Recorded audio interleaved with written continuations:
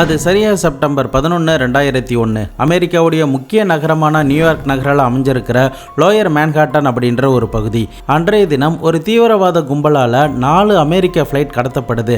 அதில் ஒரு ஃப்ளைட்டை பென்சில்வேனியாவில் இருக்கிற காட்டுப்பகுதியில் லேண்ட் பண்ணியிருந்திருக்காங்க. 2வது ஃப்ளைட் அமெரிக்காவுடைய பெண்டகத்து மேலே அட்டாக் பண்ணப்பட்டிருந்திருக்கு. 3வது மற்றும் 4வது ஃப்ளைட் லோயர் மேன்ஹாட்டன் அப்படின்ற பகுதியில் அமைஞ்சிருந்த ட்வின் டவர் அப்படின்னு எல்லாராலுமே அழைக்கப்பட்ட வேர்ல்டு ட்ரேட் சென்டர் பில்டிங் மேலே இடிச்சிருந்திருக்கு. அன்றைய தினம் அந்த காட்சிகள் எல்லாமே உலகம் முழுக்க ஒளிபரப்பப்பட்டுச்சு. நிறைய பேர் அதை பார்த்து கண்ணீர் விட்டுருந்துருக்காங்க. சம்பவம் நடந்த நாள் அன்னைக்கு நியூயார்க் நகரில் மட்டும் இந்தியர்கள் கிட்டத்தட்ட 1000 பேர்கிட்ட வேலை பார்த்துருக்காங்க. அதே சமயம் 10,000 பேர்கிட்ட பாதிப்புக்கு உள்ளாக இருந்திருக்காங்க. 3000 பேர்கிட்ட இறந்து போயிருந்திருக்காங்க. அதில் 40 இந்தியர்களும் கூட. அப்படிதான் 31 வயது நேர்ந்த ஸ்னேகா பிலிப் அப்படின்ற ஒரு பெண்ணும் அந்த நியூயார்க் நகரில் மருத்துவராக வேலை பார்த்துக்கிட்டு இருந்திருக்காங்க. இந்த அட்டாக் நடப்பதற்கு முதல் நாள் 7 மணி வாக்கில் தான் அந்த நகரங்களில் இவங்க சுற்றி தெரிஞ்சிருந்திருக்காங்க. அதன் பிறகு இவங்க எங்கே போனாங்க, என்ன ஆனாங்க அப்படின்ற ஒரு விஷயம் யாருக்குமே தெரியாமலே போயிருந்திருக்கு. இந்த ஸ்னேகாவுடைய கணவரான ரான் லிபர்மேன் அப்படின்றவர் தன்னுடைய டியூட்டியெல்லாம் முடிச்சதுக்கு பிறகு சரியாக இரவு 11 மணி வாக்கில் தன்னுடைய அப்பார்ட்மெண்ட்டுக்கு வந்திருந்திருக்காரு. அந்த சமயத்தில் இவருடைய மனைவியான ஸ்னேகா அந்த அப்பார்ட்மெண்ட்டில் இல்லை. ஏற்கனவே இவருக்கு டயர்டாக இருக்கிறதுனாலையும் மறுநாள் காலையில் சீக்கிரம் ஷிஃப்ட்டுக்கு போகணும் அப்படிங்கிறதுனாலையும் அவர் எதுவுமே பெருசாக எடுத்துக்காமல் அப்படியே தூங்கியிருந்திருக்காரு. அதன் பிறகு சரியாக காலை 6:30 மணி வாக்கில் அவருடைய அலாரம் அடிச்சிருந்திருக்கு. அந்த சமயத்தில் பக்கத்தில் தன்னுடைய மனைவி வந்து படுத்திருக்காளா அப்படின்னு சொல்லி தேடி பார்க்கும்போது அப்பவும் ஸ்னேகா இல்லாமலே போகிறாங்க. சரி, எங்கே தான் போனால் என்ன தான் ஆனா அப்படின்ற ஒரு குழப்பத்தோடையே தன்னுடைய வேலைக்கு இந்த ரான் கிளம்பி போயிருந்திருக்காரு. இவருடைய வீட்டில் இருந்து இவர் வேலை பார்க்குற இடமான ஜக்கோபி மெடிக்கல் சென்டர் அப்படின்ற ஒரு மருத்துவமனை கிட்டத்தட்ட 25 கிலோமீட்டர் தள்ளி இருந்திருக்கு. அந்த ஹாஸ்பிட்டலுக்கு 8:30 மணி வாக்கில் வந்து உடனடியாக மீட்டிங்கில் அட்டன் பண்ணியிருந்திருக்காரு. 9 மணி வாக்கில் அவருடைய மீட்டிங்கும் முடிஞ்சிருந்திருக்கு. 9:03 வாக்கில் வெளியில் வந்து பார்க்கும்போது அந்த ஹாஸ்பிட்டலில் இருக்கிற பணியாளர்கள் எல்லாருமே டிவி முன்னாடி தான் வந்து நிற்கிறாங்க. ஏன்னா டிவியில் ட்வின் டவர் அட்டாக் நடந்துருச்சு அப்படின்னு சொல்லிட்டு எல்லாத்தையுமே பரபரப்பாக ஒளிபரப்பு பண்ணிகிட்டு இருக்காங்க. இதை பார்த்ததுமே ராணுக்கு ரொம்பவே ஷாக்கிங்காக இருந்திருக்கு. அதற்கு காரணம் என்னென்னா, இந்த ட்வின் டவருக்கு சில பிளாக் தள்ளி தான் இவருடைய அப்பார்ட்மெண்ட்டும் இருந்திருக்கு. மேற்கொண்டு தன்னுடைய மனைவி வீட்டுக்கு வந்துட்டாலா இல்லையா அப்படிங்கிறத தெரிஞ்சுக்கணும் அப்படிங்கிறதுக்காக உடனடியாக லேண்ட்லைன் கால் பண்ணி பார்த்துருக்காங்க. அப்போ கால் ரிங் ஆகுதே தவிர எந்த ஒரு ரெஸ்பான்ஸும் மறுபக்கத்தில் இருந்து வராமலே போகுது.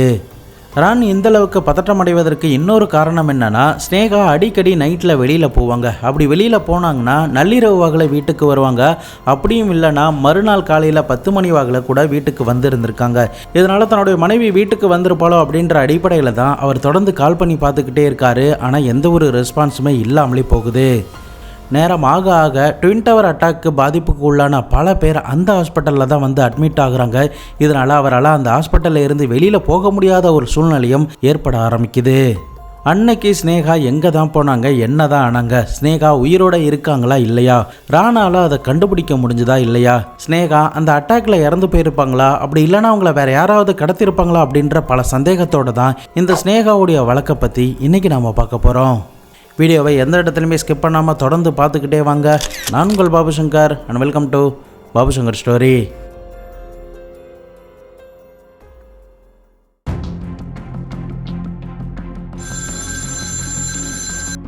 காணாமல் போன ஸ்னேகாவுடைய முழு பெயர் ஸ்னேகா அன்னி பிலிப். இவங்க அக்டோபர் 7, 1969 நம்முடைய அண்டை மாநிலமான கேரளாவில் தான் அனுஷு மற்றும் பிலிப் அப்படின்ற தம்பதியினருக்கு 3வது பிள்ளையாக பிறந்திருக்காங்க.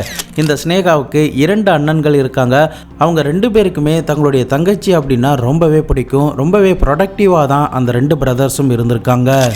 இந்த ஸ்னேகாவுடைய குடும்பம் கிறிஸ்துவ மதத்தை ஃபாலோ பண்ணக்கூடிய ஒரு குடும்பம். மேற்கொண்டு இவங்க நல்ல வசதி படைத்தவர்கள் அப்படிங்கிறதுனால ஸ்னேகா சின்ன வயதாக இருக்கிற சமயத்திலேயே நியூயார்க் நகருக்கு வந்து செட்டில் ஆகியிருந்திருக்காங்க.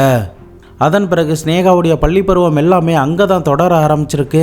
அதன் பிறகு சரியாக 1996 சிக்காகோவில் இருக்கிற ஃபின்ச் யூனிவர்சிட்டியில் மருத்துவ படிப்புக்கும் ஜாயின் பண்ணியிருந்திருக்காங்க. அந்த சமயத்தில் தான் இவங்களுக்கு ராணுடைய பழக்கம் ஏற்பட்டிருந்திருக்கு. அதன் பிறகு இந்த 2 பேருமே நட்பாக பழக ஆரம்பித்து ஒரு கட்டத்தில் காதலர்களாக மாறி இருந்திருக்காங்க. அதன் பிறகு 1999 அவங்களுடைய படிப்பெல்லாம் முடிஞ்சதுக்கு பிறகு நியூயார்க் நகருக்கு இன்டர்ன்ஷிப்புக்காக வந்திருந்திருக்காங்க.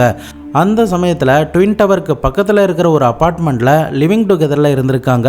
அதே சமயம் இந்த ரான் அப்படின்றவன் ஜக்கோபியா அப்படின்ற மெடிக்கல் சென்டரில் ட்ரைனிங்காக போயிருந்திருக்கான். மறுபக்கம் இந்த பெண்மணியும் வேற ஒரு ஹாஸ்பிட்டலுக்கு ப்ராக்டிஸிங்காக போயிருந்திருக்காங்க.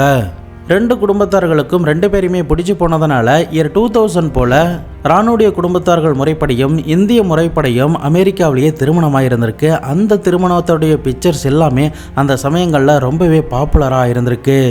அதன் பிறகு அந்த ட்வின் டவருக்கு பக்கத்தில் இருக்கிற அதே அப்பார்ட்மெண்ட்லேயே உங்களுடைய வாழ்க்கை தொடர்ந்து இருந்திருக்கு. எந்தவித பிரச்சனையுமே இல்லாமல் நல்லா தான் போய்கிட்டு இருக்கு.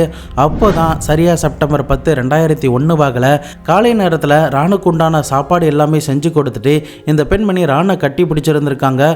அப்போ ரான் குட் பை சொல்லிட்டு அங்கிருந்து கிளம்பியிருந்திருக்காரு.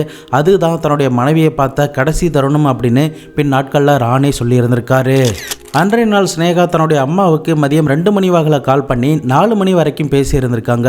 கிட்டத்தட்ட 2 மணி நேரம் தன்னுடைய அம்மா கிட்ட பேசுகிற சமயத்தில் தான் பக்கத்தில் இருக்கிற ஒரு ரெஸ்டாரண்ட்டுக்கு போகிறதாகவும் அங்கே என்னுடைய ஃப்ரெண்டோடைய வெட்டிங் ஈவெண்ட் பார்ட்டி இருக்குது, அதில் கலந்துக்கிட்டதுக்கு பிறகு தான் நைட்டு லேட்டாக தான் வீட்டுக்கு வருவான் அப்படின்ற ஒரு தகவலை கொடுத்துட்டு ஃபோன் காலை கட் பண்ணி இருந்திருக்காங்க. அந்த ஃபோன் கால் தான் தன்னுடைய அம்மா கிட்ட பேசின கடைசி கால் அப்படிங்கிறது தெரிய வருது. அதன் பிறகு தான் இரவு 11 மணி வாக்கில் ரான் தன்னுடைய வேலையை முடிச்சுட்டு வீட்டுக்கு வந்திருக்காரு. அப்போ அவங்களுடைய மனைவி இல்லாமல் இருந்திருக்காங்க. மறுநாள் காலையில் பார்க்கும்போதும் அவங்க இல்லாமல் இருந்திருக்காங்க. அதன் பிறகு தான் 9/11 அட்டாக்கும் நடந்து இருந்திருக்கு. அந்த சமயத்தில் தான் ரானால் அந்த ஹாஸ்பிட்டலில் இருந்து வெளியில் போக முடியாத ஒரு சூழ்நிலையும் ஏற்பட ஆரம்பிக்குது. இதன் பிறகு ரான் என்ன பண்ணியிருந்திருக்காருன்னா, அந்த ட்வின் டவர் அட்டாக் நடந்த நாள் அன்னைக்கு மதியமாகல ஒரு ஆம்புலன்ஸில் லிஃப்ட் கேட்டு 25 கிலோமீட்டர் தூரத்தை 6 மணி நேரம் கழித்து தான் ரீச் ஆகியிருந்திருக்காரு. இடையில இருக்கிற பேரிகார்ட்ஸில் இருந்த போலீஸ் அதிகாரிகள் கிட்ட தன்னுடைய ஐடி கார்டை காட்டினதுனால அவருக்கு எந்தவித பிரச்சனையும் இல்லாமல் அந்த சமயத்தில் அவர் ஈஸியாக தன்னுடைய அப்பார்ட்மெண்ட்டுக்கு போயிருந்திருக்காரு. அந்த ட்வின் டவர் அட்டாக் நடந்த சமயத்தில் பல பேர் 911க்கு கால் பண்ணியிருந்திருக்காங்க. எங்களை சீக்கிரம் வந்து காப்பாற்றுங்க, ஸ்மோக்லாம் நிறைய வந்து அடிக்குது, எங்களால் உயிர் பிழைக்க முடியாது, நாங்கள் சீக்கிரமாகவே சாவ போகிறோம் அப்படின்ற மாதிரியான வேதனையான அந்த ஆடியோவை அமெரிக்க மக்களால் யாராலையுமே மறக்க முடியாது. அப்படிப்பட்ட ஒரு துயரம் நடக்கிற சமயத்தில் பல பேர் தங்களுடைய உயிரை எப்படியாவது காப்பாற்றிடணும் அப்படின்னு சொல்லிட்டு 83வது மாடியில் இருந்து கீழே குதிச்சிருந்திருக்காங்க. அதில் 2 பேர்கிட்ட சம்பவ இடத்துல இறந்து போயிருந்திருக்காங்க. அந்த சமயத்தில் எவ்வளோ பெரிய வேதனை, எவ்வளோ பெரிய வலிகள் அந்த இடத்துல பாதிப்புக்கு உள்ளானவங்களுக்கு நிகழ்ந்திருக்கும் அப்படிங்கிறத நீங்களே யோசிச்சு பாருங்க.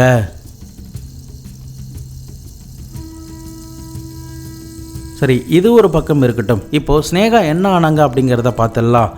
ரான் கஷ்டப்பட்டு லிஃப்ட் கேட்டு 6 மணி நேரம் கிட்ட ட்ராவல் பண்ணி அந்த டிராஃபிக்கில் தன்னுடைய அப்பார்ட்மெண்ட்டை ரீச் ஆகியிருந்திருக்கான். ஆனால் அது எதுவுமே அவனுக்கு பலன் கொடுக்காமலே போயிருந்திருக்கு. ஏன்னா அந்த அட்டாக் நடந்த சமயத்திலேயே அந்த ஏரியாவில் இருக்கிற பவர் எல்லாமே கட் ஆகியிருந்திருக்கு. இந்த ரான் தங்கியிருந்த அப்பார்ட்மெண்ட்டோடைய டோர் எல்லாமே ஒரு எலக்ட்ரானிக்ஸ் டோர் அப்படிங்கிறதுனால பவர் இல்லாமல் அது ஒர்க் ஆகாது. இதனால் அவனால் எதுவுமே பண்ண முடியல. நேரம் ஆக ஆக இருட்டு வர வந்துக்கிட்டே இருக்குது. இதனால் என்ன பண்ணுறதுன்னு தெரியாமல் 6 கிலோமீட்டர் தள்ளி இருக்கிற தன்னுடைய நண்பனுடைய வீட்டில் போயிட்டு அன்றைய நாள் இரவு ஸ்டே பண்ணியிருந்திருக்காரு.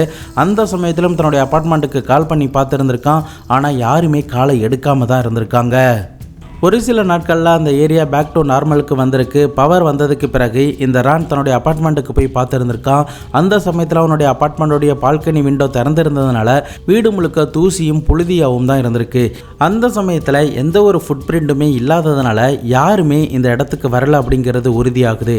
அதே சமயம் அந்த வீட்டில் 2 பேர் உயிரோடு இருந்திருக்காங்க. அது அவர்கள் வளர்த்த செல்ல பிராணிகளான ஃபிகா மற்றும் காளி அப்படின்ற 2 பூனைகள். ரானுக்கு அடுத்த கட்டமாக என்ன பண்ணுறதுனே தெரியல. இதனால் ஸ்னேகாவுடைய அம்மாவுக்கு கால் பண்ணி இப்படி ஒரு தகவலை கொடுக்கும்போது எங்களுடைய வீட்டுக்கெல்லாம் அவள் வரவே இல்லையே, எங்கே போனான்னு தெரியல அப்படின்னு சொல்கிறாங்க. அதே சமயம் சம்பவம் நடந்த நாளுக்கு முன்னாடி அவள் ரெஸ்டாரண்ட்டுக்கு போகிறதாகவும் அங்கே ஒரு ஃப்ரெண்டோடைய பார்ட்டி அட்டன் பண்ண போகிறதாகவும் சொல்லியிருந்தாங்க. இதனால் ரானுக்கு தெரிஞ்ச ஸ்னேகாவுடைய ஃப்ரெண்ட்ஸையும் அந்த குடும்பத்தார்களுக்கு தெரிஞ்ச ஸ்னேகாவுடைய ஃப்ரெண்ட்ஸையும் விசாரித்ததில் யாருக்குமே அப்படி ஒரு பார்ட்டி நடந்தது எதுவுமே தெரியாமலே போகுது. ஏன்னா ஸ்னேகாவை பொறுத்த வரைக்கும் அவங்க ஒரு ஆல்கஹாலுக்கு அடிக்ட் ஆகியிருந்திருக்காங்க. இதனால் நிறைய பாருக்கு போகிறதுனால அவங்களுக்கு எக்கச்சக்கமான ஃப்ரெண்ட்ஸ் அதன் மூலியமாகவும் கிடச்சிருந்திருக்காங்க. அந்த ஃப்ரெண்ட்ஸ் யாருமே ஸ்னேகாவுடைய குடும்பத்தார்களுக்கும் சரி ஸ்னேகாவுடைய கணவரான ரானுக்கும் தெரியாமலே போகுது. இதனால் அவர்கள் என்ன பண்ணுறாங்கன்னா நியூயார்க் நகரம் முழுக்க இந்த மாதிரி இப்படி ஒரு பெண்ணை காணோம், யாராவது பார்த்தீங்களா அப்படின்னு சொல்லிட்டு போஸ்டர்லாம் அடித்து விட்டுருந்துருக்காங்க. நிறைய பேர்கிட்ட அந்த போஸ்டர்லாம் கொடுத்துருந்துருக்காங்க. ஆனால் இந்த ஸ்னேகா காணா போனது அந்த ட்வின் டவர் அட்டாக் நடந்த சமயத்தில் அப்படிங்கிறதுனால இவர்கள் மாதிரியே பல பேர் தங்கள் குடும்பத்தில் இருக்கிற ஒரு நபரை காணோம் அப்படின்னு சொல்லிட்டு தேடிக்கிட்டு இருக்காங்க, போஸ்டர்லாம் ஒட்டிக்கிட்டு இருக்காங்க. இதனால் இந்த ஸ்னேகாவை கண்டுபிடிக்கக்கூடிய ஒரு சூழ்நிலையும் மீண்டும் மீண்டும் சிரமமாகிக்கிட்டே போயிருந்திருக்கு. இதனால் அந்த குடும்பத்தார்கள் எல்லாரும் மாதிரியுமே போலீஸ்கிட்ட கம்ப்ளைண்ட் பண்ணியிருந்திருக்காங்க. போலீஸ் அதிகாரிகளும் இந்த வழக்குக்காக சில சிரமங்கள்லாம் எடுத்திருந்திருக்காங்க. கடைசியாக அந்த பெண் யார்கிட்ட பேசினாங்க, என்ன பண்ணாங்க அப்படிங்கிற முதற்கொண்டு எல்லாத்தையுமே செக் பண்ணுறாங்க.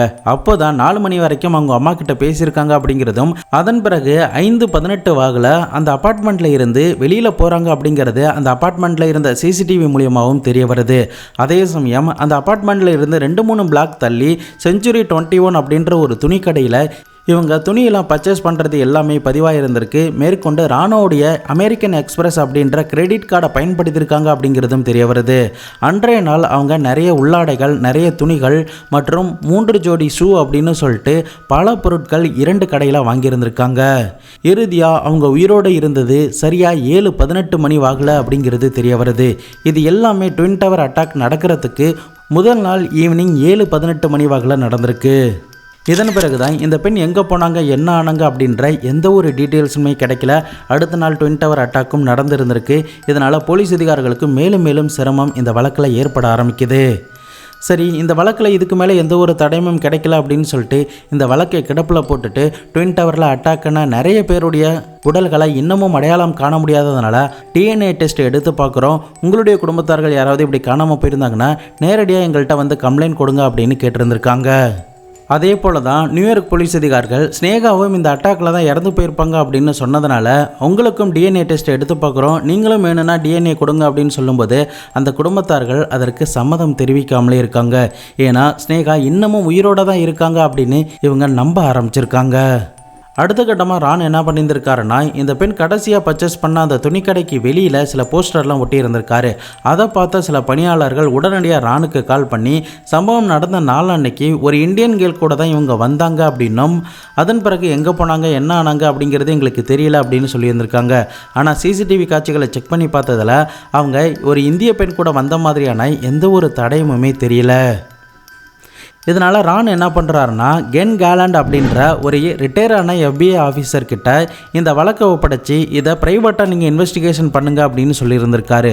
அவர் விசாரித்ததுலேயும் போதுமான தடயங்கள் எதுவுமே கிடைக்காமலே போகுது. ஆனால் அவருடைய ஸ்டேட்மெண்ட்டில் ஒரே ஒரு விஷயம் மட்டும் தெரிய வருது. அது என்னன்னா, சம்பவம் நடந்த நாள் அன்னைக்கு அதிகாலை 4 மணி வாக்கில் ராணுடைய செல்ஃபோனில் இருந்து ராணுடைய அப்பார்ட்மெண்ட்டில் இருக்கிற டெலிஃபோனுக்கு கால் வந்ததாகவும், அந்த கால் சில நிமிடங்கள் மட்டும் ஆனாகி கட்டாக இருந்திருக்கு அப்படிங்கிறதும் தெரிய வருது.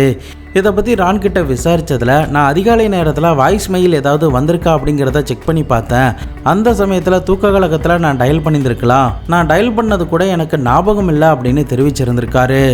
இரண்டாவதாக அவர் கண்டுபிடிச்ச ஒரு விஷயம் என்னன்னா, அந்த அப்பார்ட்மெண்ட்டில் இருந்த சிசிடிவியில் சரியாக 8:43 மணி வாக்கில், அதாவது ட்வின் டவர் அட்டாக் நடப்பதற்கு 3 நிமிடத்திற்கு முன்னாடி ஒரு ப்ரௌன் கலர் ட்ரெஸ் அணிந்த நிலையில் ராணுடைய அப்பார்ட்மெண்ட்டோடைய கிரவுண்ட் ஃப்ளோரில் இருக்கிற லிஃப்ட்டு கிட்ட ஒரு பெண் காத்துக்கிட்டு இருக்கிறது பதிவாக இருந்திருக்கு.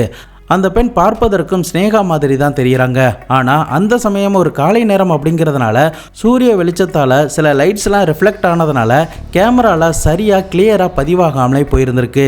இதனால் அந்த பெண் ஸ்னேகா தான் அப்படிங்கிறத உறுதிப்படுத்த முடியாமலும் போகுது. ஆனால் ரான் மட்டும் அது தன்னுடைய மனைவி தான் அப்படின்னு உறுதியான ஒரு ஸ்டேட்மெண்ட்டை சொல்லியிருந்திருக்காரு. நியூயார்க் நகரில் இருக்கிற பில்டிங்கோடைய லிஃப்ட்டில் ஏறி போகணுன்னா சில மணி நேரங்கள் காத்து தான் இருக்கணும். அப்படி தான் அன்றைய நாளும் அந்த பெண் காத்து இருந்திருக்காங்க. ஆனால் அதன் பிறகு 3 நிமிடத்தில் அந்த ட்வின் டவர் அட்டாக் நடந்ததுனால அந்த ஏரியா முழுக்க உடனடியாக பவர் கட் ஆகியிருந்திருக்கு. இதனால் அந்த லிஃப்ட்டும் சிசிடிவியும் ஒர்க் ஆகாமலே போயிருந்திருக்கு. இதனால் அந்த ராணுடைய பிரைவேட் இன்வெஸ்டிகேட்டர் என்ன சொல்கிறாருன்னா, ஒருவேளை இந்த பெண் ஒரு மருத்துவர் அப்படிங்கிறதுனால அந்த ட்வின் டவர் அட்டாக் நடந்ததுமே உடனடியாக வெளியில் போயிருக்கலாம் அப்படின்னும், அங்கே சில பேருக்கு உதவி பண்ணியிருக்கலாம் அப்படின்னும், அதில் கூட அவங்க காயம்பட்டு இறந்து போயிருக்கலாம் அப்படின்ற ஒரு முடிவாக தன்னுடைய ஸ்டேட்மெண்ட்டை அவர் சொல்லியிருந்திருக்காரு. இறுதியாக இந்த வழக்கில் எந்த ஒரு தடயமும் கிடைக்காம போனதுனாலையும் 2003 வாக்கில் நியூயார்க் போலீஸ் அதிகாரிகளும் இந்த ஸ்னேகா ட்வின் டவர் அட்டாக்கில் தான் இறந்து போயிட்டாங்க அப்படின்னு அதிகாரப்பூர்வமாக அறிவிக்கிறாங்க. ஆனால் இந்த வழக்கை சுற்றி இன்னமும் பல தேரி சொல்லப்படுது. அந்த தேரிஸ்லாம் என்னென்ன அப்படிங்கிறத இப்போ நம்ம பார்த்துடலாம்.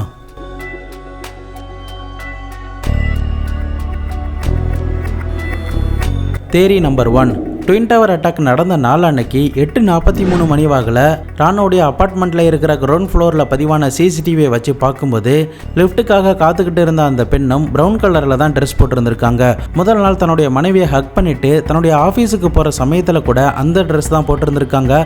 அதே சமயம் அன்றைய நாள் ஈவினிங் வாக்கில் ஸ்னேகா அந்த துணி கடைக்கு போனப்போ கூட அதே மாதிரியான ட்ரெஸ் தான் போட்டிருந்திருக்காங்க. ஆனால் மறுநாள் 8:43 மணி வாக்கில் அந்த அப்பார்ட்மெண்ட்டோடைய லிஃப்ட்டுக்கு வெளியில் நின்று கொண்டு இருந்தது ஸ்னேகா தான் அப்படின்னா, ஸ்னேகா முதல் நாள் வாங்கின துணிகள் மற்றும் ஷூஸ்லாம் எங்கே தான் போணுச்சு, அவங்களுடைய ஹேண்ட்பேக் எங்கே அப்படின்ற ஒரு கொஸ்டினும் இந்த இடத்துல எழ ஆரம்பிச்சிருக்கு. இதனால் சக தோழிகள் கிட்டையும் விசாரித்ததில் யாருமே எங்களுடைய வீட்டுக்கு வரவே இல்லை அப்படின்னு தான் தெரிவிக்கிறாங்க. அதே சமயம் யாருமே ஸ்னேகாவுடைய பொருளை திருப்பி கொடுக்கவே இல்லை. ஒருவேளை அந்த ஸ்னேகா யார் வீட்டுக்கு போனாங்களோ அவங்களும் இந்த 9/11 அட்டாக்ல இறந்து போயிருக்கலாமோ அப்படின்ற ஒரு சந்தேகமும் எழ ஆரம்பிச்சிருக்கு. அதே சமயம் ஸ்னேகா அந்த அட்டாக் நடந்ததுக்கு பிறகு அவங்க மருத்துவர் அப்படிங்கிறதுனால சம்பவம் நடந்த இடத்துக்கு போயிட்டு இறந்து போயிருக்கலாம் அப்படின்ற ஒரு தேரியும் சொல்லப்படுது.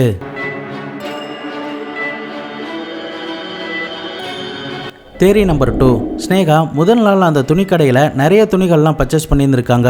குறிப்பிட்டு சொல்லணும்னா உள்ளாடைகள், பெட்லைன்ஸ், 3 ஜோடி ஷூ அப்படின்னு சொல்லிட்டு பல பொருட்கள் பர்ச்சேஸ் பண்ணியிருந்திருக்காங்க. இதை வச்சு பார்க்கும்போது ஒருவேளை இவங்க டபுள் லைஃப் வாழ்ந்துக்கிட்டு இருக்கலாம் அப்படின்னும், அவங்களுக்கு பிடிச்ச அந்த நபர் கூட ஓடி போயிருக்கலாம் அப்படின்னும் இந்த ட்வின் டவர் அட்டாக் பெரிய உதவிகரமாக இருந்திருக்கும் அப்படின்ற ஒரு தேரியும் சொல்லப்படுது.